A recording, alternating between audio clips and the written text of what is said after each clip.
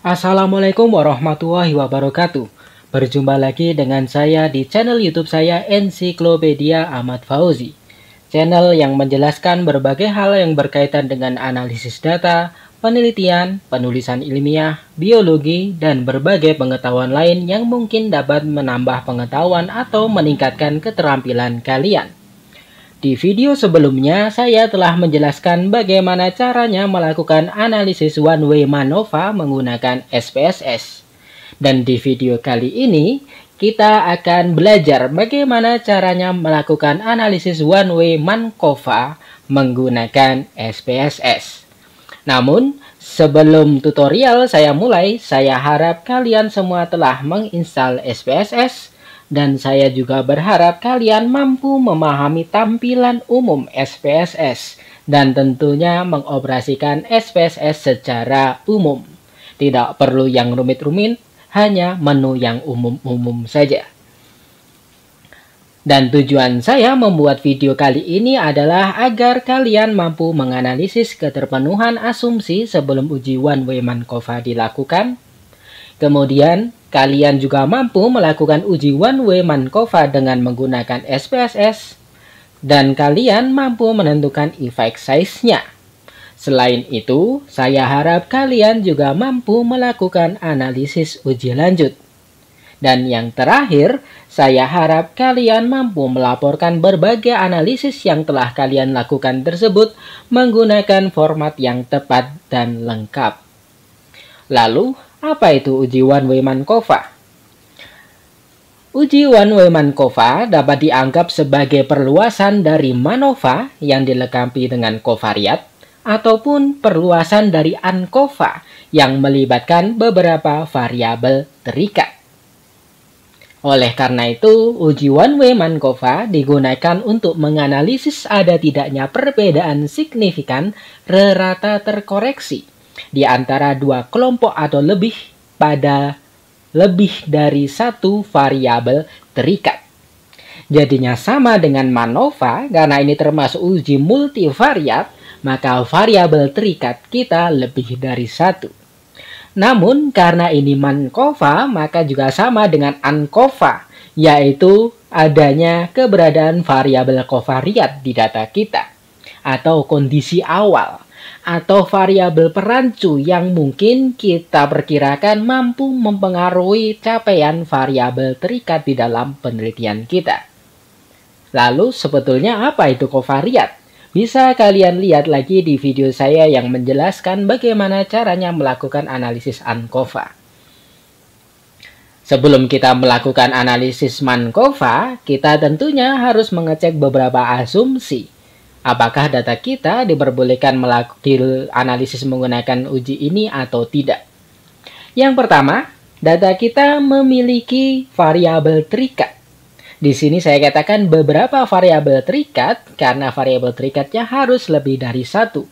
Dan semua variabel terikat tersebut berupa variabel kontinu, sehingga dia bisa berskala interval ataupun rasio. Selanjutnya, karena dia one-way MANCOVA atau MANCOVA satu jalur, maka variabel bebasnya juga harus berjumlah satu. Dan variabel bebas tersebut berupa variabel kategoris, sehingga data kita terbagi menjadi dua kelompok atau lebih.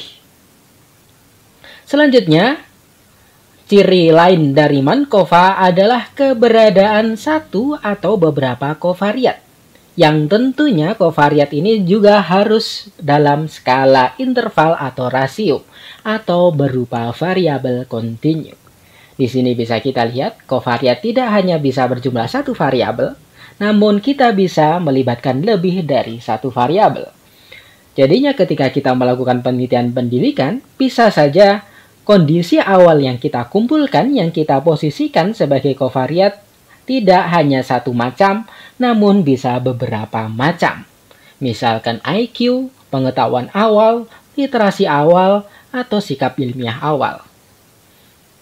Kemudian asumsi lain sama seperti analisis yang lainnya adalah independensi observasi. Kemudian, sama dengan analisis multivariat yang lain, kita juga perlu mengecek linearitas. Linearitas di sini yang pertama perlu kita cek adalah linearitas antara variabel terikat di setiap variabel bebas, di setiap kelompok variabel bebas. Ya, jadinya variabel terikat dan variabel bebasnya kita bandingkan, kita hubungkan apakah linear atau tidak. Namun, ketika kita menganalisis linearitas tersebut, kita analisis satu persatu, satu kelompok dan kelompok yang lain terpisah. Linearitas yang lain yang perlu kita cek di one-way-man-COVA adalah linearitas antara covariat dengan variabel terikat kita. Jadinya, misalkan penelitian kita penelitian pendidikan, ada kondisi awal dan kondisi akhir, ada pretest dan posttest, maka kita perlu melihat apakah pretest dan posttest memiliki hubungan yang linear. Dan sama seperti linearitas di asumsi sebelumnya, kita mengeceknya satu persatu. Kalau kita melibatkan 5 kelas misalkan, dan 5 kelas tersebut menggunakan metode yang berbeda, maka di 5 kelas tersebut kita lakukan analisis satu persatu.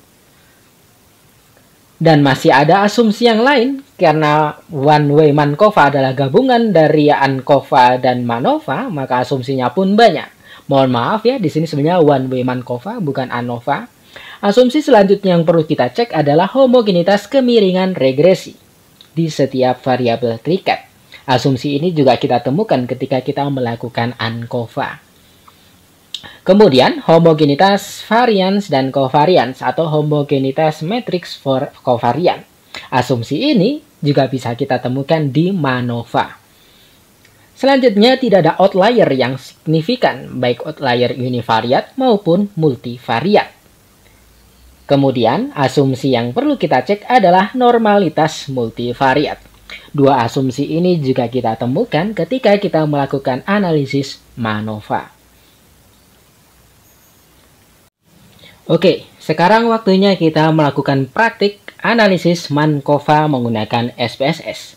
Namun sebelumnya, kita beranggapan kita telah melakukan penelitian di suatu sekolah, dan penelitian tersebut ingin menganalisis pengaruh ragam metode pembelajaran terhadap keterampilan berpikir siswa SMA.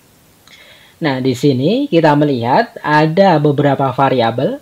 Yang pertama adalah variabel metode yang merupakan variabel bebas kita. Metode di sini adalah metode pembelajaran. Bisa kita lihat ada 4 macam metode pembelajaran. Yang pertama ceramah, kedua diskusi, 3 demonstrasi, dan 4 praktik. Kemudian variabel selanjutnya adalah literasi. Di sini adalah literasi sains yang kita posisikan sebagai pretest. Sehingga literasi sains kita posisikan sebagai covariat. Kondisi awal dari siswa yang kita libatkan dalam penelitian yang kita prediksi mampu mempengaruhi capaian keterampilan berpikir yang menjadi variabel terikat kita. Dan kemudian di sini ada keterampilan berpikir kritis yang merupakan variabel terikat sehingga kita kumpulkan setelah kita melakukan penerapan 4 metode ini di masing-masing kelas. Kemudian kita beri post-test, post-testnya mengukur keterampilan berpikir kritis mereka. Sehingga ini variabel terikat pertama kita. Variabel terikat kedua kita adalah keterampilan berpikir kreatif. Sama, kita memberikan post-test yang mengukur keterampilan kreatif mahasiswa atau siswa yang kita libatkan setelah kita menyelenggarakan pembelajaran dengan menggunakan metode-metode ini. Jadinya ada 4 kelas, 1 kelas menggunakan metode ceramah, 1 kelas menggunakan metode diskusi, 1 kelas menggunakan metode demonstrasi, dan 1 kelas yang terakhir menggunakan metode praktik. Di awal pembelajaran diadakan pretest untuk mengukur literasi, dan setelah sekian pertemuan kita melakukan post-test untuk mengukur keterampilan berpikir kritis dan keterampilan berpikir kreatif siswa. Oke, data sudah siap, sekarang waktunya kita membuka SPSS kita masing-masing. Ya, misalkan kalian telah membuka SPSS kalian, maka biasanya tampilan awal yang kita peroleh adalah seperti ini. Tampilan window dataset di tampilan data view. Untuk memasukkan variabel kita perlu masuk ke variabel view. Oleh karena itu, di bagian pojok kiri bawah dari SPSS kalian masing-masing, lihat ada 2 tombol, silakan tekan tombol variabel view. Sehingga tampilannya berubah seperti ini. Sekarang waktunya kita memasukkan variabel-variabel yang terlibat di dalam penelitian kita. Agar lebih mudah, mari kita perkecil ukuran dari SPSS ini dengan menekan tombol kotak di pojok kanan atas SPSS kita masing-masing. Kemudian, agar mempermudah kita, mari kita memperkecil tampilan Excel kita dengan menekan kotak di pojok kanan atas Excel tersebut juga. Lalu kita atur sehingga kita bisa melihat tampilan SPSS sekaligus tampilan data kita di Excel. Oke, kita atur sebentar agar mudah kita rekap.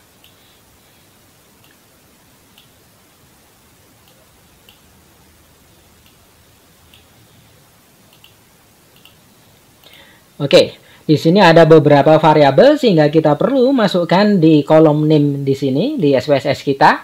Yang pertama adalah metode pembelajaran, bisa kita tulis metode saja. Kemudian pretestnya literasi, kita tulis literasi saja. Kemudian variabel terikat pertama kita adalah keterampilan berpikir kritis, kita tulis kritis saja. Dan variabel terikat kedua adalah keterampilan berpikir kreatif, kita tulis kreatif saja.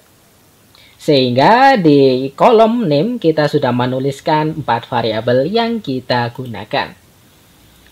Lalu di kolom label kita bisa menuliskan nama variabel kita secara lengkap. Di baris pertama, metode bisa kita tuliskan metode pembelajaran. Literasi kita bisa tulis secara lengkap literasi sains. Kritis bisa kita tulis lengkap sebagai keterampilan berpikir kritis. Sedangkan kreatif kita tulis lengkap sebagai keterampilan berpikir kreatif. Di kolom value kita tidak perlu memberikan apa-apa kecuali di baris pertama, yaitu metode pembelajaran. Seperti yang kita lihat di sini, di metode pembelajaran ada 4 label yang perlu kita perhatikan. Oleh karena itu, label-label ini harus kita masukkan di value baris metode. Caranya bagaimana? Kita geser kursor kita tetap di baris pertama, namun kita letakkan di sisi kanan dari kolom value. Lalu kita klik kiri sekali bagian pojok kanan tersebut, sehingga muncul kotak value labels berikut. Lalu kita masukkan satu persatu label tersebut. Value pertama, ceramah. Lalu kita bisa tekan enter.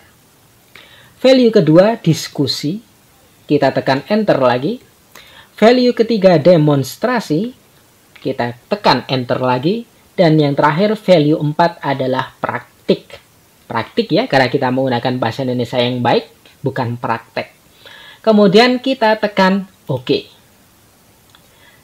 Kemudian di kolom missing kita tidak perlu menggunakannya karena kita memiliki data yang lengkap. Kemudian di kolom kita juga tidak perlu mengubahnya. Di align kita juga tidak perlu mengubahnya. Sedangkan di measure perlu kita sesuaikan. Cara penyelesaiannya adalah kita geser kursor kita ke sisi kanan dari measure dan kita posisikan kursor tersebut sesuai baris variabel yang ingin kita sesuaikan. Yang pertama metode. Metode itu adalah nominal. Maka kita klik kiri sekali sisi kanan dari measure tersebut. Kemudian kita pilih nominal. Kemudian covariat kita tadi adalah literasi. Dan literasi merupakan measure-nya skill. Begitu juga keterampilan berpikir kritis juga skill. Kemudian keterampilan berpikir kreatif juga skill. Nah, variabel penelitian kita sudah kita define di variabel view. Sekarang waktunya kita menyalin data di Excel menuju SPSS kita. Cara pertama adalah kita harus mengklik menu data view di sisi kiri bawah dari SPSS kita masing-masing. Sehingga di sini muncul tampilan tempat di mana data-data yang kita akan analisis kita salin. Sekarang kita kembali lagi ke Excel. Kita berbesar tampilan Excel kita, kemudian kita blok semua angka-angka yang merupakan data-data kita ini. Kita blok dari baris pertama hingga baris terakhir. Namun yang diblok cukup angka-angka, tidak perlu judul tabelnya. Setelah diblok, kita tekan Ctrl C di keyboard kita masing-masing sehingga muncul garis putus-putus bergerak seperti ini. Lalu kita kembali ke data view dari SPSS kita. Kemudian kita tekan pojok kanan atas, pojok kiri atas dari sel kita. Sehingga muncul kotak kuning berikut. Lalu kita tekan Ctrl V. Sehingga kita memerintahkan komputer kita untuk menyalin data dari Excel menuju file SPSS kita. Nah, data kita sudah tersalin di SPSS. Sekarang kita perbesar lagi tampilan SPSS-nya dengan menekan kotak di pojok kanan atas SPSS kita masing-masing. Data sudah siap, namun perlu kita save terlebih dahulu. Cara men-save-nya, kita tekan tombol disket di pojok kiri atas dari SPSS kita. Setelah kita menekan tombol disket tersebut, kita tunggu sejenak sehingga kotak save data as muncul. Setelah itu, kita tentukan folder mana sebagai tempat kita men-save data kita tadi. Misalkan saya pilih folder 13 Mankova ini. Setelah folder kita tentukan, kita bisa menentukan nama dari file yang ingin kita save tersebut. Misalkan saya ingin menamai file ini sebagai data Mankova. Setelah memberi nama di kolom file name ini, kita dapat mengenternya. Sehingga secara otomatis window output akan muncul seperti ini dan melaporkan bahwa data kita telah tersave di folder tersebut. Data sudah siap, data sudah di-save, sekarang waktunya kita melakukan analisis. Dan kita perlu mengecek asumsinya terlebih dahulu. Mari kita cek asumsi linearitas terlebih dahulu. Tadi ada dua macam asumsi linearitas yang sama-sama harus dicek di masing-masing kelas. Oleh karena itu, mari kita bagi output kita atau kita split output kita berdasarkan kelas. Caranya bagaimana? Kita tekan data, kemudian kita pilih split file. Kemudian setelah muncul kotak split file berikut, kita pilih compare groups. Kita klik kiri sekali. Sehingga kotak group based on menyala seperti ini. Lalu, metode pembelajaran kita klik kiri sekali, kemudian kita tekan anak panah di sisi kiri kotak group based on ini. Sehingga metode pembelajaran yang awalnya di sisi kiri berpindah di kotak group based on. Setelah tampilannya seperti ini, mari kita tekan tombol OK. Sehingga di window output dilaporkan bahwa split file layer by metode telah nyala. Oke, sekarang waktunya kita melakukan linearitas. Linearitas pertama yang perlu kita cek adalah linearitas di antara dua variabel terikat kita tadi. Kita bisa menggunakan scatter plot. Caranya, kita pilih menu Graph, kemudian kita pilih Legacy Dialogs, kemudian kita pilih scatter garis miring dot. Kita klik kiri sekali. Setelah itu akan muncul kotak scatter garis miring dot berikut. Kemudian kita tekan grafik di samping kiri simple scatter. Sehingga akan muncul bingkai hitam seperti ini. Lalu kita tekan tombol define. Di tombol define di sini ada y-axis, ada x-axis. Terserah x-aksisnya apa, y-aksisnya apa, yang jelas keduanya harus variabel terikat kita. Misalkan keterampilan berpikir kritis kita posisikan sebagai x-aksis dan keterampilan berpikir kreatif sebagai y-aksis kita. Memasukkannya ke kotak-kotak tersebut dengan menggunakan anak panah di sisi kiri dua kotak tadi. Oke, setelah tampilannya seperti ini, mari kita tekan OK. Kita tunggu sejenak sehingga scatter plot yang kita inginkan dihasilkan oleh SPSS.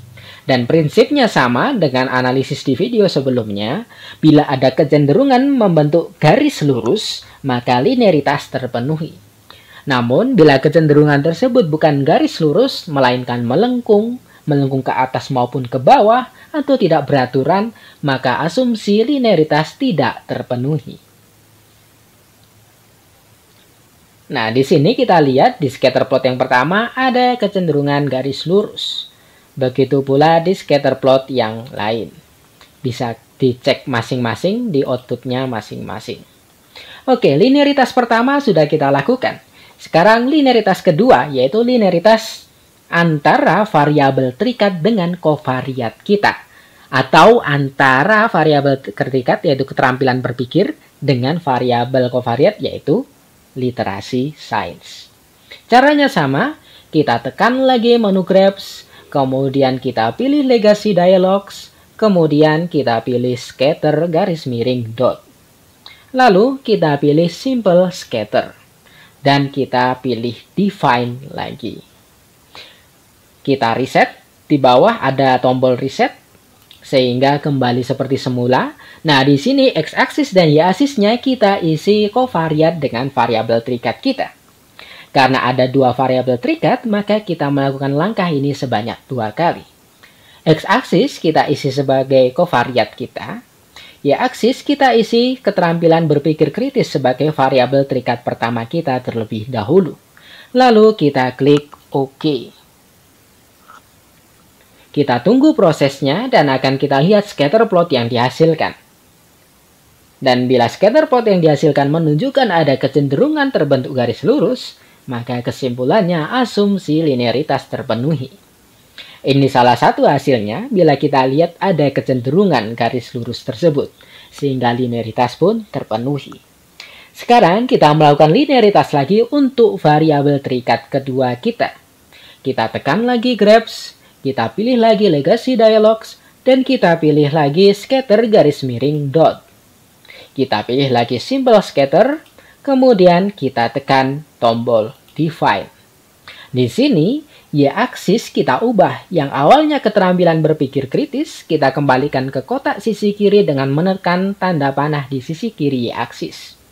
Kemudian keterampilan berpikir kreatif kita tekan, kemudian kita masukkan ke Y-aksis. Lalu kita tekan kembali tombol OK di sisi bawah. Kita tunggu sejenak sehingga akan muncul scatter plot yang kita inginkan tadi. Kita lihat, salah satunya adalah seperti ini, kecenderungan garis lurus juga muncul, sehingga linearitas kita anggap juga terpenuhi. Kita pun sebetulnya harus mengecek satu per satu semua scatter plot yang telah kita hasilkan. Asumsi linearitas telah kita lakukan. Sekarang kita lanjut melihat asumsi yang lain. Namun, sebelum lanjut ke asumsi yang lain, kita perlu mematikan split file kita tadi. Caranya, kita pilih data, kemudian kita pilih split file, sehingga muncul kotak split file lagi. Kemudian kita tekan Analyze all cases do not create group. Klik kiri sekali, sehingga kotak group based on mati. Kemudian kita tekan OK. Kita tunggu sejenak sehingga SPSS mematikan split file yang telah kita nyalakan tadi. Dan di sini, di bagian paling bawah dari output kita, SPSS telah melaporkan split file off, atau split file telah dimatikan. Oke, asumsi linearitas, baik linearitas antara kedua variabel terikat kita, maupun antara variabel terikat dengan kovariat telah kita lakukan. Sekarang mari kita melakukan analisis yang selanjutnya berkaitan dengan linearitas, yaitu homogenitas kemiringan regresi. Namun, setelah saya pertimbangkan, sebaiknya kita melakukan analisis homogenitas kemiringan regresi dilakukan di akhir, setelah uji homogenitas, karena langkahnya sedikit lebih panjang dari uji homogenitas, dari uji hipotesisnya sendiri. Ya, jadinya setelah kita melakukan uji one-way Markova, kita baru melakukan uji homogenitas kemiringan regresi. Namun tetap di pelaporan kita sampaikan asumsinya terlebih dahulu. Namun karena kita berlatih bersama, kita lakukan yang mudah dan sederhana terlebih dahulu. Oke. Sekarang kita melanjut ke asumsi yang lain. Asumsi yang lain, kita bisa melakukan analisis normalitas. Namun sekali lagi, ketika kita melakukan uji normalitas di Markova, sama saja dengan ANKOVA, data yang kita analisis normalitasnya adalah data residual. Dan data residual baru bisa kita dapat setelah uji hipotesis kita lakukan. Oleh karena itu, kita sama seperti homogenitas tadi, kita lakukan uji normalitas setelah uji one-way Markova kita lakukan. Namun tetap, asumsi normalitas kita sampaikan sebelum hasil uji hipotesis yaitu Markova kita informasikan di laporan kita. Oke, karena dua asumsi yang harus kita lakukan setelah uji hipotesis, kita lanjut ke asumsi yang lain terlebih dahulu. Asumsi yang lain adalah homogenitas kovarian, metrik kovarian. Namun, sebagai catatan, sama seperti MANOVA di video sebelumnya, kita memperoleh hasil uji homogenitas matriks kovarian ketika kita melakukan uji one-way Markova. Sehingga ketika kita melakukan uji one-way Markova, kita sekaligus dapat menghasilkan uji asumsi tersebut. Oleh karena itu, kita langsung lakukan uji hipotesis bersamaan dengan uji homogenitas kovarian matriks tersebut. Caranya bagaimana? Sekarang kita tekan menu Analyze terlebih dahulu. Setelah menu Analyze kita pilih, kemudian kita pilih General Linear Model. Lalu kita pilih Multivariate. Di sini akan muncul kotak Multivariate. Kemudian, dependent variable kita, yaitu keterampilan berpikir kritis dan kreatif, kita masukkan di kotak yang telah disediakan. Di Fix Factor, kita masukkan variabel bebas kita, yaitu metode pembelajaran. Dan kovariat kita sendiri adalah literasi sains. Selanjutnya, di sisi kanan ada beberapa menu. Menu pertama yang perlu kita klik adalah menu Save. Di menu Save, kita menuju kotak Residuals, kemudian kita centang Unstandarized.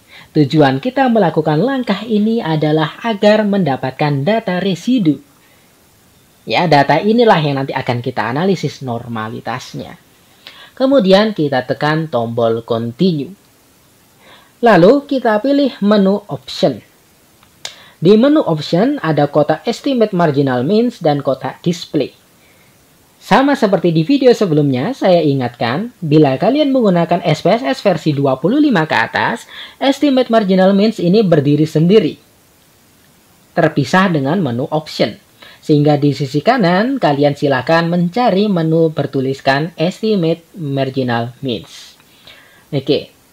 Selanjutnya, setelah kalian mengakses Estimate Marginal Means, kita tekan variabel bebas kita, di sini metode, kemudian kita pindahkan ke Display Main For, kemudian kita centang Compare Main Effects. Setelah itu, di kotak Display, kita tekan beberapa menu.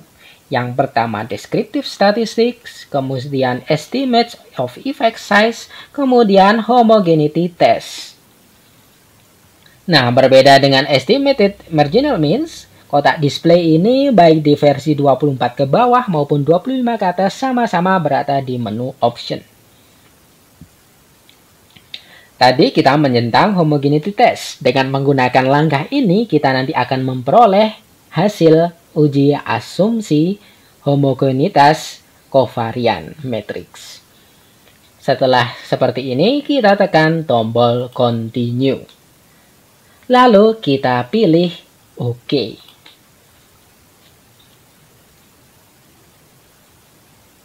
Kita tunggu sebentar dan muncul banyak tabel seperti tabel di MANOVA. Di sini ada beberapa tabel penting. Tabel penting pertama yang perlu kita lihat adalah tabel box test. Inilah hasil uji asumsi homogenitas matriks kovarian yang kita inginkan tadi. Cara pembacaannya berbeda dengan analisis lainnya yang menggunakan alfa sebesar 0,05. Pada box test ini kita menggunakan alfa sebesar 0,001. Alasannya tes ini sangatlah teliti. Ketika nilai sig kita di atas 0,001, maka kita menyimpulkan asumsinya terpenuhi. Namun, bila signya di bawah 0,001, maka asumsi homogenitas matriks kovarian tidak terpenuhi. Oke, itu asumsinya ya. Sekarang mari kita baca hasil uji multivariatnya. Pertama, kita bisa melihat tabel multivariat test. Di sini ada banyak angka, ada banyak baris. Yang perlu kita perhatikan adalah di kelompok metode di sini. Di kelompok metode sendiri kita cukup membaca baris Wix lambda. Di sini ada value, ada f-value, ada hipotesis df, ada error df, ada sig, dan ada effect size yang perlu kita baca semuanya. Namun dasar pengambilan keputusan ada di kotak sig. Bila signya kurang dari 0,05, maka ada pengaruh signifikan variabel bebas kita. Atau dalam artian lain, ada perbedaan signifikan variabel terikat kita di grup atau metode pembelajaran yang berbeda-beda. Cara pembacaan dan pelaporannya secara lengkap bisa kita lihat di bagian akhir video ini. Kemudian, tabel lain yang perlu kita baca adalah tabel test of between subject effect. Yang perlu kita baca adalah di kolom metode dan error. Namun, yang menjadi dasar pengambilan kesimpulan atau pengambilan keputusan adalah nilai sig di kolom baris metode. Di sini sama dengan hasil uji multivariat tadi, bila kurang dari 0,05 ada pengaruh signifikan variabel bebas kita. Namun, bila di atas 0,05, variabel bebas kita tidak berpengaruh signifikan. Dari sini kita lihat, di variabel terikat kita yang pertama, yaitu keterampilan berpikir kritis. Ternyata, perbedaan metode pembelajaran tidak memberikan pengaruh signifikan, karena signya 0,128, jauh di atas 0,05. Namun, di variabel terikat kita yang kedua, yaitu keterampilan berpikir kreatif, ternyata pengaruh metode pembelajaranlah yang signifikan. Di sini signya jauh di bawah 0,05. Oleh karena itu, karena p-value-nya di bawah 0,05, dan hipotesis kita menyatakan ada pengaruh, dan hipotesis tersebut ternyata terbukti secara statistik, kita perlu melanjutkan ke uji lanjut. Kita perlu melihat tabel pairwise comparison untuk melakukan pelaporan uji lanjut. Di sini ada keterampilan berpikir kreatif, ada pula keterampilan berpikir kreatif. Keterampilan berpikir kritis tidak perlu kita baca karena sesuai hasil uji univariat atau subject between test of between subject effect tadi, keterampilan berpikir kritis signya di atas 0,05. Nah, yang kita baca cukup keterampilan berpikir kreatif yang signya kurang dari 0,05. Nah, yang menjadi dasar kita membaca adalah di kolom sig. Di sini, agar pembaca mudah menangkap maksud dari informasi yang dihasilkan dari hasil analisis, kita perlu mengubah tabel ini menjadi tabel rangkuman uji lanjut yang dilengkapi dengan notasi uji lanjut. Bagaimana cara membuat tabel uji lanjut yang dilengkapi dengan notasi uji lanjut tersebut? Silakan buka lagi video saya tentang uji one-way ANOVA atau two-way ANOVA. Di sana saya telah menjelaskan setahap demi setahap bagaimana caranya memberi notasi uji lanjut. Oke, uji hipotesis sudah kita lakukan, berbagai asumsi juga kita lakukan. Namun ada satu asumsi lain yang belum kita lakukan, yaitu normalitas. Kita kembali melihat data view kita terlebih dahulu, dan di sini ada variabel baru, yaitu res1 dan res2. Inilah data residual yang kita butuhkan untuk melakukan analisis normalitas. Caranya bagaimana? Kita tekan menu Analyze, kemudian kita pilih Descriptive Statistics, kemudian kita pilih menu Explore. Setelah muncul kotak Explore seperti ini, kita masukkan kedua residual tadi ke kotak Dependent List. Dengan cara mengklik kiri residual pertama, kemudian kita tekan tanda panah di sisi kiri Dependent List. Begitu pula kita menekan residual yang kedua, lalu kita masukkan dengan menggunakan tanda panah yang sama. Lalu di sisi kanan ada menu Plots, kita tekan. Lalu di box plot, sementara ini kita pilih None saja. Di deskriptif kita hilangkan centangnya semua, sedangkan di bagian tengah kita perlu mencentang normality plot with test dengan mengklik kiri sekali. Setelah tampilannya seperti ini, kita tekan tombol continue. Lalu yang terakhir kita klik OK. Kita tunggu prosesnya karena seperti biasanya uji normalitas membutuhkan waktu yang sedikit lebih lama ketimbang kita melakukan analisis yang lain. Di sini ada banyak tabel, kita cukup melihat tabel test of normality. Dan sama seperti normalitas yang lain, kita bisa menggunakan Shapiro-Wilk maupun Kolmogorov-Smirnov dan dasar pengambilan keputusannya adalah nilai di kolom SIG. Bila di atas 0,05 maka normalitas terpenuhi, namun bila di bawah 0,05 normalitas tidak terpenuhi.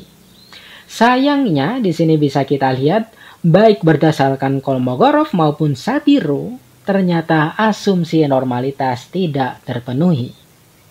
Bila kondisinya seperti ini, seharusnya kita terlalu berisiko bila lanjut melakukan uji one-way Markova. Namun karena ini hanyalah tutorial praktik dasar, kita tetap lanjut saja. Kita belajar bagaimana langkah-langkahnya. Lalu apa akibatnya bila kita tetap lanjut? Bila kita melakukan penelitian sebenarnya, lalu data kita tidak normal dan kita lanjut ke uji hipotesis? Jawabannya bisa kalian temukan di video saya yang akan membahas secara khusus apa itu normalitas, bagaimana normalitas terpenuhi, dan apa dampaknya bila normalitas tidak terpenuhi. Oke, asumsi normalitas telah kita lakukan. Tapi masih ada satu asumsi lain yang hampir kita lupakan, yaitu homogenitas kemiringan regresi. Ya, kemiringan garis regresi tepatnya. Analisis ini bisa kita lakukan dengan melakukan prosedur Markova, namun ada perubahan langkah di bagian akhir. Karena sejatinya analisis ini tidak bisa serta-merta kita lakukan menggunakan SPSS. Namun dengan memanfaatkan menu-menu yang ada, kita bisa memodifikasinya sehingga analisis ini muncul. Oleh karena itu, saya letakkan langkah ini di bagian paling akhir. Oke. Bagaimana caranya?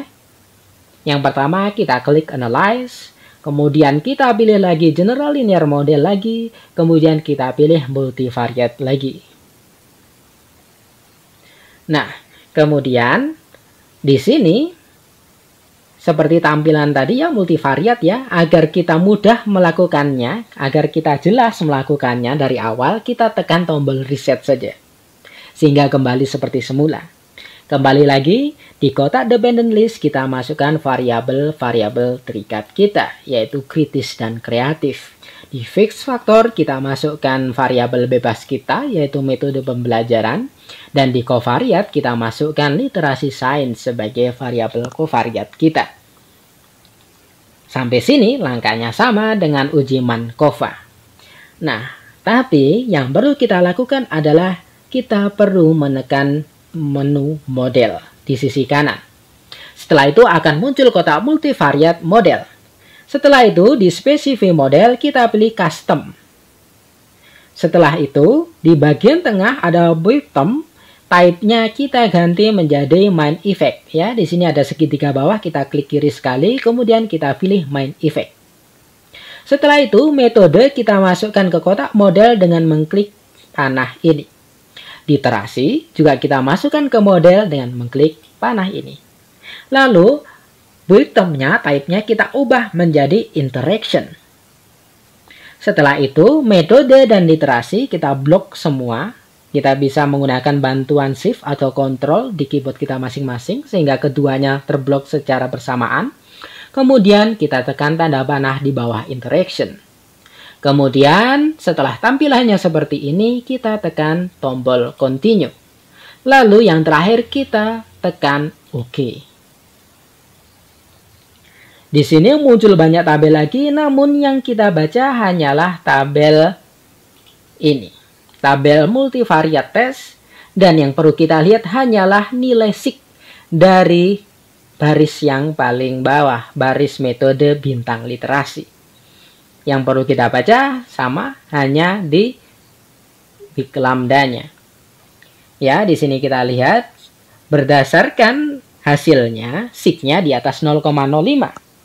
Dan sama seperti ANCOVA yang pernah kita lakukan di video-video sebelumnya, bila signya di atas 0,05, maka asumsi homogenitas kemiringan regresi terpenuhi.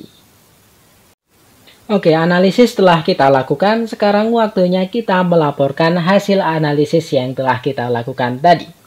Tadi ada beberapa asumsi, beberapa kita lakukan sebelum uji hipotesis kita lakukan, dan beberapa terpaksa kita lakukan setelah uji hipotesis kita lakukan.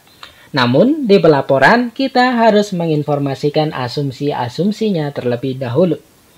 Asumsi pertama adalah linearitas di antara kedua variabel terikat kita. Kita tadi telah melakukan scatter plot, dan kita melihat adanya kecenderungan terbentuknya garis yang lurus. Sehingga kita bisa melaporkannya dengan menggunakan redaksi kalimat berikut. Scatter plot dihasilkan untuk menganalisis kelinearitasan hubungan antara keterampilan berpikir kritis dengan keterampilan berpikir kreatif siswa di masing-masing metode pembelajaran. Hasil scatter plot menunjukkan bahwa keterampilan berpikir kritis dengan keterampilan berpikir kreatif memperlihatkan hubungan yang linier, baik di kelas yang diajar dengan metode ceramah, diskusi, demonstrasi, ataupun praktik. Linearitas yang kedua adalah linearitas antara variabel terikat dengan kovariat kita. Ada dua kali linearitas, yaitu linearitas terhadap variabel terikat pertama kita, yaitu keterampilan berpikir kritis.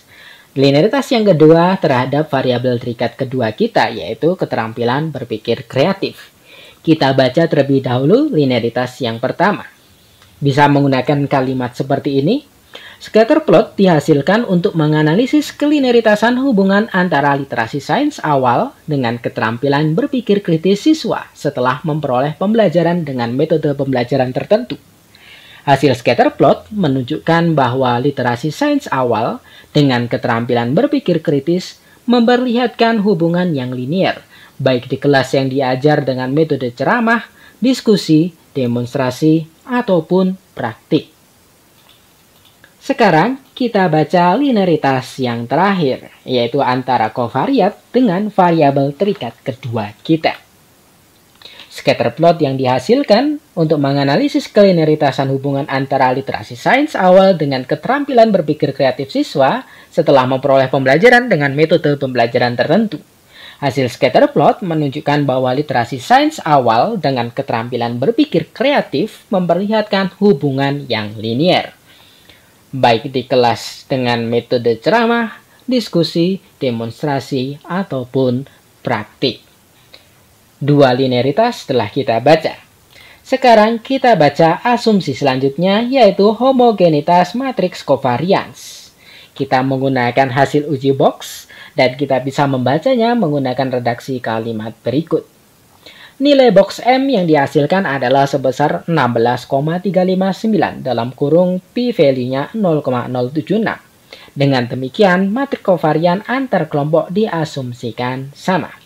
Angka 16,359 kita peroleh dari baris box M, sedangkan angka 0,076 kita peroleh dari baris SIG. Ingat ya, penentuan hasil box M menggunakan alfa sebesar 0,001, bukan 0,05. Asumsi selanjutnya adalah homogenitas kemiringan garis regresi. Nah, di sini kita bisa menggunakan nilai SIG di baris metode bintang literasi.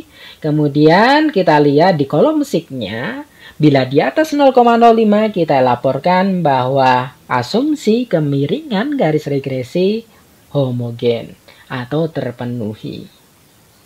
Dan yang terakhir, kita baca hasil uji normalitasnya. Nah, di sini sayangnya uji normalitasnya tidak terpenuhi ya.